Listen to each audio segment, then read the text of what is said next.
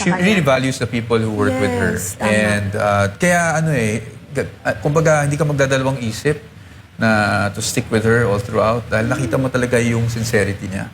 Ito po, attorney, curious lang po kami. Bilang legal counsel po ni VP Sara Duterte, ano pong isang bagay na gusto po ninyong malaman ng publiko tungkol sa kanya?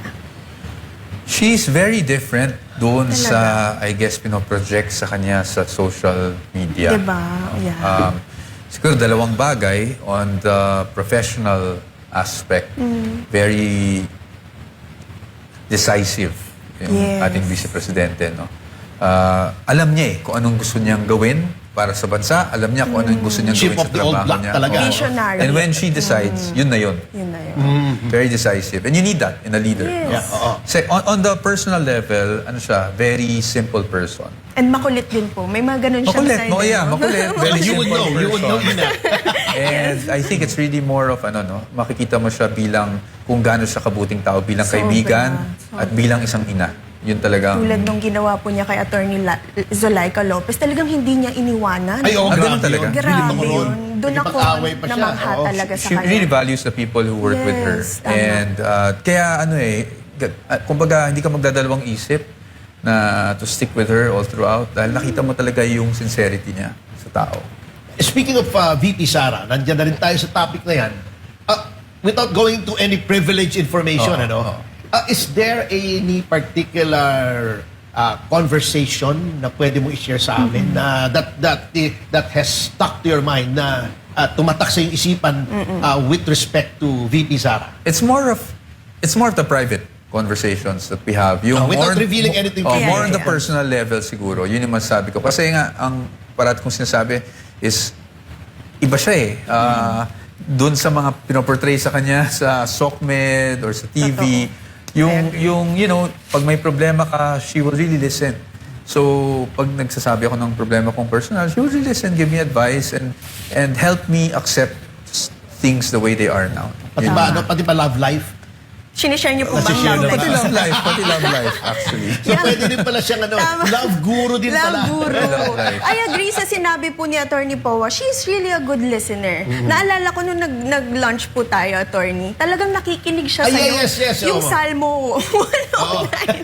Talagang nakatingin si VP Sara sa kanya.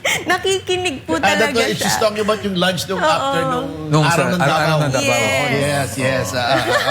No, but she is. Singit ko lang siguro to. She is. Opo. And nung nasa DepEd nga kami, ang gusto niyang gawin is really to go down to the school level para kausapin yung mga teachers kung ano talaga yung problema nila. Kasi nga, may ang laki ng DepEd na sometimes yung genuine concerns hindi na umaabot sa central office. Yes. So, yun yung talagang ginagawa niya nung nasa DepEd kami. Since na-mention niyo din po si VP Sara, I'm curious po, sa kabila po ng lahat ng pagbabatikos at sa lahat po ng pagsubok na kanyang pinapagdaanan ngayon, ano po sa tingin niyo ang nakikita niyo kay VP Sara na nagpapatunay na kaya niyang magpatuloy?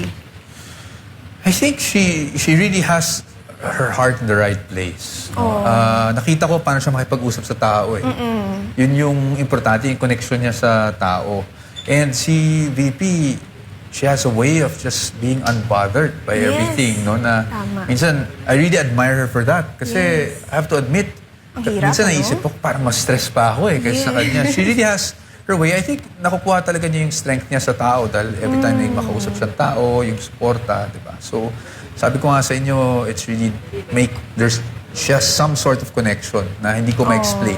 totoo. Pero she's a listener and she can really approach kahit sino. Yes. Whether Walang tycoon pinipili. yan or ordinaryong Pilipino tulad natin, kaya niya kausapin.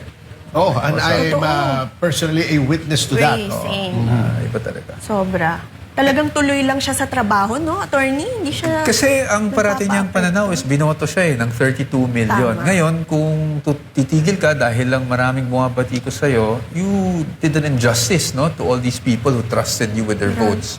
So, ganyan naman ang talagang disposition ng ating Vice Presidente. That's why, kahit may ganito, kaya nga binuo niya yung legal team ng maaga Tama, para kahit may mga ganitong left and right na legal issues, sa kanya, maitutuloy niya yung trabaho niya as Vice Presidente.